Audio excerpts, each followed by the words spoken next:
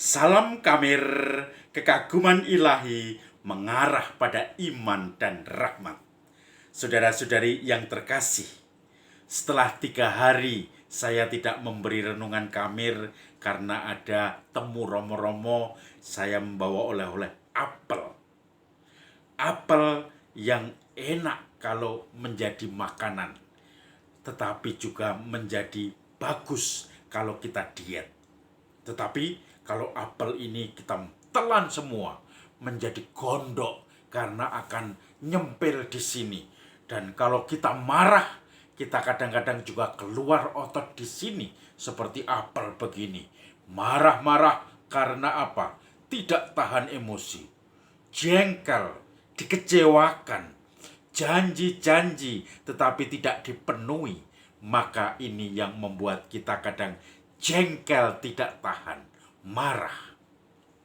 Saudara-saudari yang terkasih, hari ini kita bersama gereja merayakan pesta Santa Maria dikandung tanpa noda. Maria tidak pernah marah, tetapi selalu menyimpan dalam hati. Lalu sejarahnya seperti apa? Sejarah dogma atau ajaran Maria dikandung tanpa noda dosa.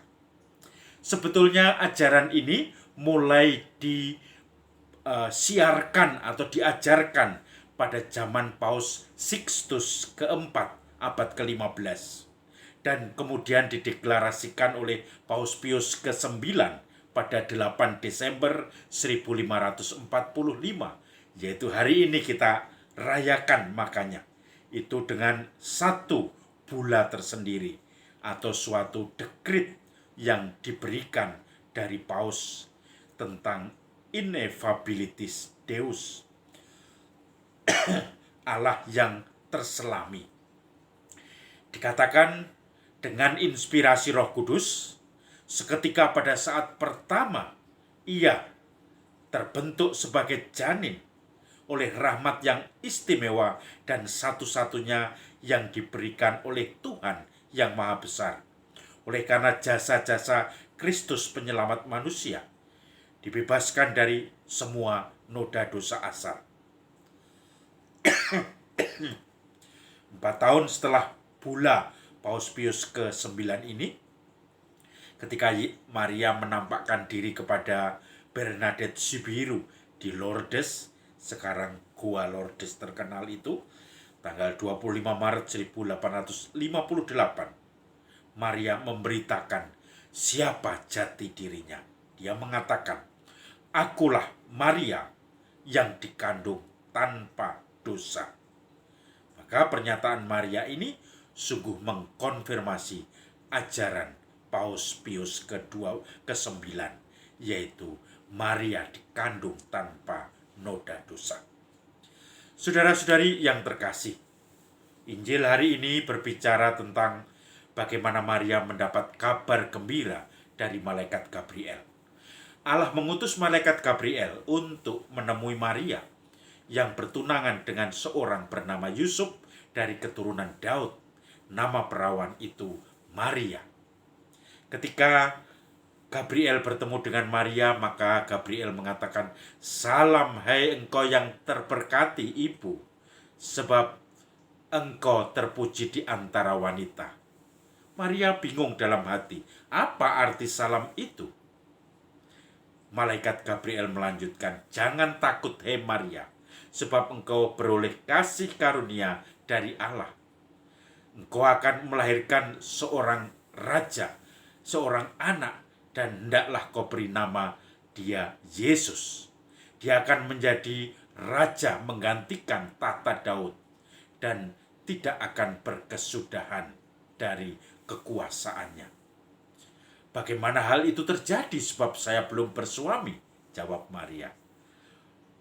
"Jangan takut, karena Roh Kudus akan turun atasmu dan kuasa Allah yang Maha Tinggi akan menaungi engkau. Maka anak yang akan kulahirkan itu adalah Raja Besar Penyelamat. Bahkan Elisabeth, saudaramu, dalam masa tuanya dia sudah sedang mengandung dalam usia 6 bulan yang disebut mandul itu. Sebab bagi Allah tidak ada yang mustahil. Lalu Maria menjawab, ini kunci jawaban Maria sebagai bunda umat beriman. Aku ini hamba Tuhan, terjadilah padaku menurut perkataan. Konsekuensi, aku inilah hamba Tuhan, jawaban Maria. Tidak mungkin dia akan marah-marah. Tidak mungkin keluar ototnya ketika apa yang dijanjikan oleh Tuhan kemudian tidak terjadi. Seakan-akan semua hampa, janji-janji palsu. Saudara-saudari yang terkasih, kita tahu setelah itu Maria melahirkan Yesus yang katanya penyelamat, raja besar keturunan Daud akan menduduki tahta Daud. Ternyata dia pada saat melahirkan tidak mendapatkan tempat kecuali di kandang hewan, di goa, di palungan, tempat makanan para hewan untuk menidurkan, membaringkan bayi Yesus itu. Baru beberapa hari sudah harus mengungsi ke Mesir karena menghindari keganasan Herodes yang membunuh bayi-bayi. Maka bisa digambarkan bagaimana raja besar itu tidak akan mungkin terjadi.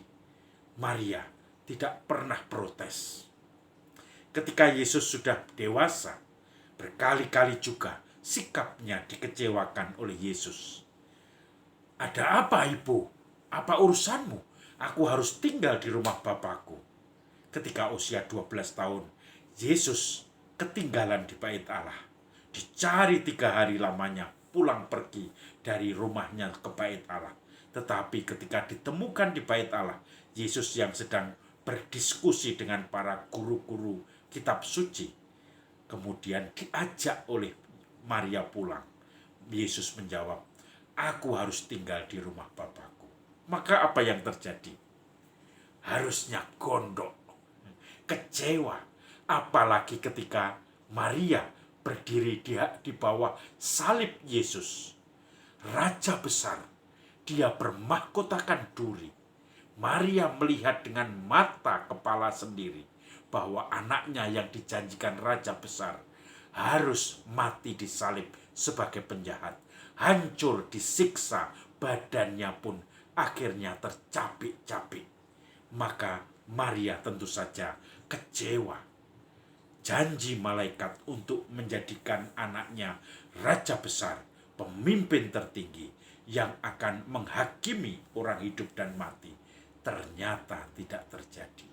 Tetapi dalam kitab suci selalu disebutkan, Maria menyimpan dalam hati. Maria merenungkan. Maria masih diberi iman. Maria tidak pernah kehabisan harapan. Maria selalu menunjukkan kesetiaan dalam setiap kekecewaan hidupnya. Tidak pernah menyalahkan Tuhan, tetapi mencari kehendak Tuhan. Apa warning dari Tuhan ini maksudnya? Apa pemberian Tuhan ini dengan peristiwa-peristiwa seperti ini? Itu yang dimaksud dengan menyimpan dalam hati. Merefleksikan, mencoba merenungkan, dan akhirnya mencari mana yang terbaik, mendamaikan kekecewaan dengan berkat Tuhan yang melimpah, harapan yang selalu dijanjikan. Maka saudara-saudari yang terkasih, gatal mata saya. Sekarang kita pun sering kecewa, sering marah. Kita pun sering menghadapi peristiwa-peristiwa yang membuat kita putus asa, membuat kita down, membuat kita beban berat. Kita seakan-akan merasa habis hidup kita. Kita seakan-akan merasa ditipu, dikecewakan. Tetapi kalau kita ikuti itu dengan kemarahan, dengan segala apa yang ada di dalam leher kita, dengan ingin menghadapi segalanya dengan kekerasan, maka itu bukan sikap yang membuat kita dewasa. Sikap yang membuat kita dewasa seperti Maria, menyimpan dalam hati. mencari jalan keluar, mencari kekuatan dan harapan baru, mengharapkan berkat Tuhan untuk bangkit lagi, menyimpan dalam hati kira-kira apa yang dikehendaki Tuhan dengan peristiwa yang sedang saya hadapi ini.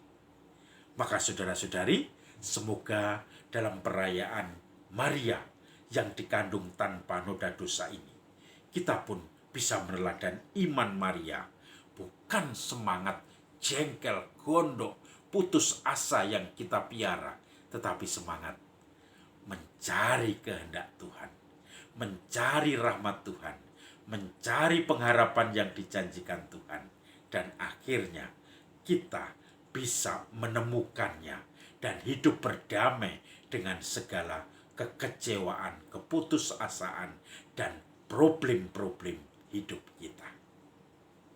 Salam Kamir, kekaguman ilahi mengarah pada iman dan rahmat.